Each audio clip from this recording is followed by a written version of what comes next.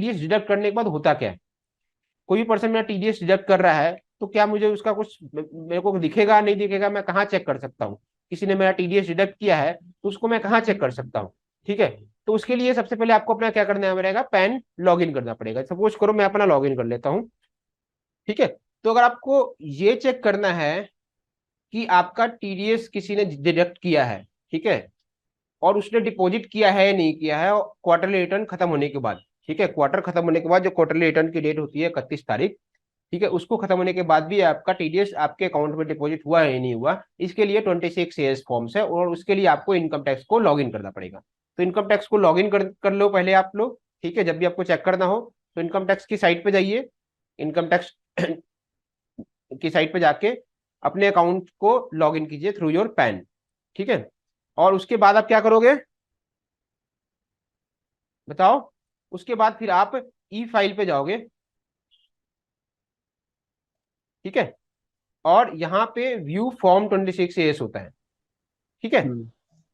यहाँ पे इस पे क्लिक करना, आई एग्री करके प्रोसीड करना। ठीक है, अब यहाँ पे आपका यहाँ पे आ रहा है देखो, view tax credit form 26 S और एनुअल टैक्स स्टेटमेंट। ठीक है, इस पे आपको क्लिक करना है असेसमेंट। और यहाँ पे असेसमेंट ईयर आपको सिलेक्ट करना है। जैसे अभी असेसमेंट ईयर करंट कौन सा चल रहा है, 24-25।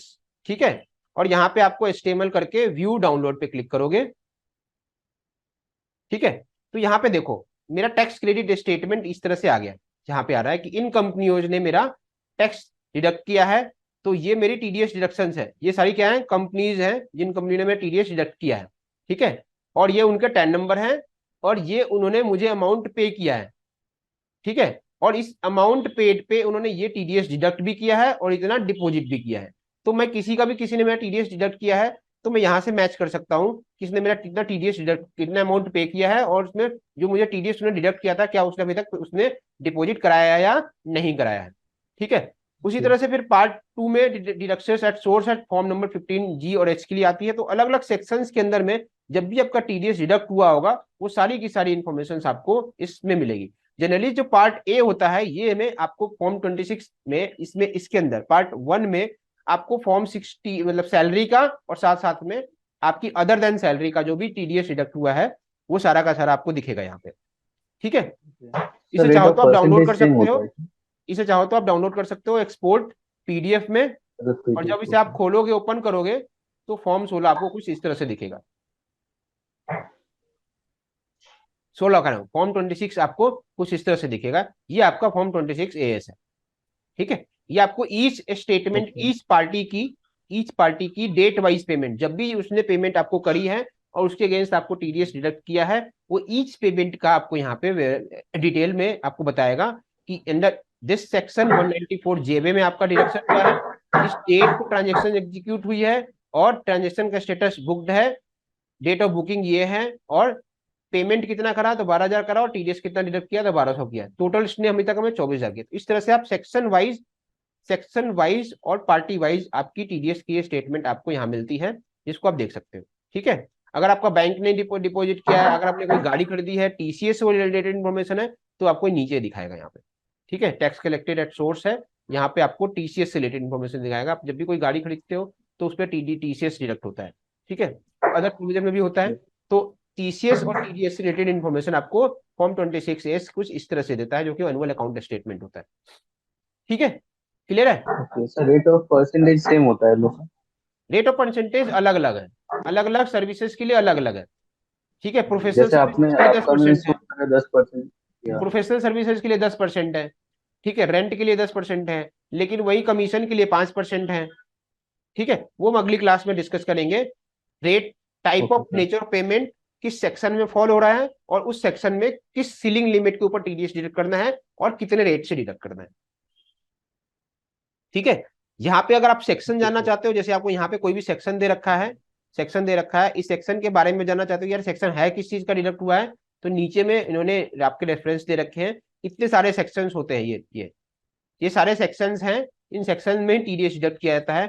तो 194 जे आप यहाँ से ढूंढ लो कि 194 जे कौन से सर सेक्शन, आवाज नहीं आ रही। सॉरी आवाज नहीं आ रही। अभी आ रही है आवाज? हाँ क्या? ठीक है, तो 194 जेबी एक सेक्शन है जो कि कहता है टीडीएस ऑन प्रोफेशनल सर्विसेज। ठीक है, तो ये आपको सेक्शन के अकॉर्डिंग आपको यहाँ पे पता भी चल जाएगा किस चीज के लिए मुझे पेमेंट डिडक्ट की गई है, और यहाँ से सेक्शन के बारे में इंफॉर्मेशन देख सकते हो।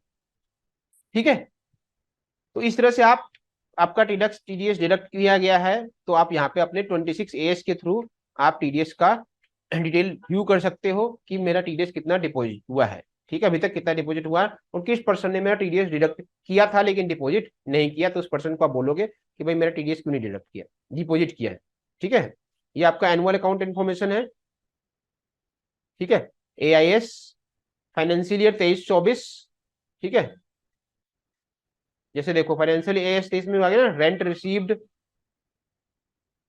Dividend, business received. ठीक है,